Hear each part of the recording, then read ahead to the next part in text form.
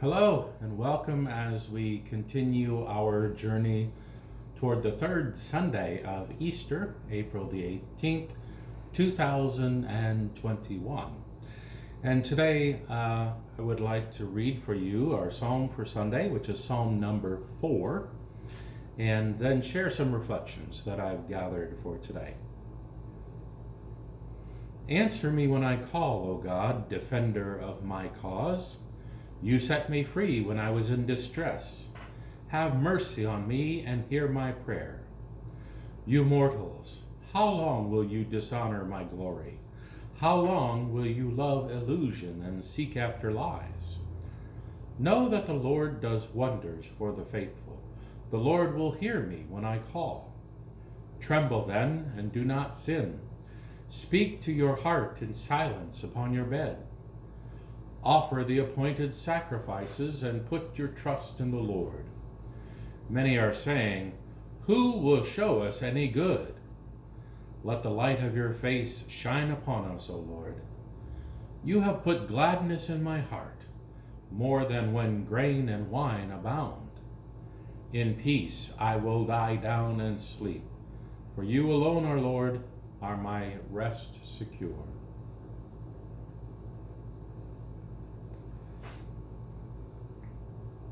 I will confess, I'm one of those people who play out an upcoming conversation in my head. I imagine all of the different ways in which a conversation could go, and I try to prepare for all the possible responses I'll make and someone else might make, and I usually act out all these parts of the conversation, even at times to the point of speaking out loud for all of the different characters in my imaginary play. Sometimes I even lie awake at night, overthinking everything. You probably never do any of that, I'm sure. But that's me. And I think something like that is happening within the psalm for today. At times the person seems to be speaking directly to God. Sometimes the person appears to be speaking for God. And at other times, the person seems to be speaking to others. And through it all, there appears to be some sort of argumentative discussion or a debate of sorts. We can tell from the psalm that the speaker is in distress, although we don't have all of the specifics. Verse 2 reads, You mortals, how long will you dishonor my glory? How long will you love illusions and seek after lies? One commentator presumes the speaker is revealing that she or he feels dishonored by people seeking after lies. I read that differently when I first saw the psalm. I thought the speaker was speaking for God, who was being dishonored by people seeking after lies. Either way, this is about as specific as the speaker gets around to telling us the reasons for their distress. So one wonders, what's behind the speaker's choice of words? Well, he could be responding to some sense of shame that is being laid on the speaker, perhaps even for continuing to believe in a God who does not seem to be answering prayer. She or he could be counseling adversaries against placing their trust in false gods. And a third possibility is she or he is facing or even responding to self-doubt emerging from some kind of conflicting personal beliefs or doubts. Today's psalm feels hard to reconcile. Is it a hymn of praise? It doesn't sound like a prayer. It doesn't fit with the call to worship or the others that we normally have in worship and we use. This one feels more like a lament or possibly even a debate with oneself. The psalm does feel useful for our times of doubt, at least in terms of knowing that we're not the only one who has or will experience doubt. So how is this good news? Well, the second part of verse 1 reads, "You set me free when I was in distress." And on the surface, this sounds like God rescued the person from her or his problems. And it may be that something gets lost in the translation.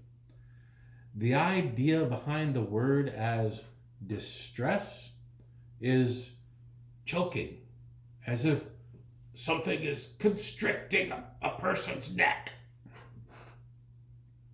And being set free also carries the idea of opening up, as if whatever was constricting around the neck is loosening up a bit. Perhaps whatever conflicting beliefs or doubts the speaker was experiencing felt like she or he was being choked by them, as if something were constricting around the neck. And that feeling of being constricted is not necessarily coming from God, although the speaker does give credit to God for opening up room for her or him to express some doubt even, especially when continuing to look to God for consolation and reconciliation. Now, I personally do not believe that the opposite of faith is doubt. I think doubt is a healthy way to approach God for answers. I believe that the opposite of faith is control. And that when we try to wrestle control away from God, we are further separating ourselves from the very source of consolation and reconciliation. Moving forward with these reflections, I want to offer some questions for you to ponder. There's a few of them, so you might want to replay this part a couple times. What are your beliefs about God and your personal relationship with God? How do you speak about who God is when you are in a conversation with people who do not share your convictions? How do you convince yourself that your beliefs are true? How has God given you some room to reflect on doubts or contrasting opinions?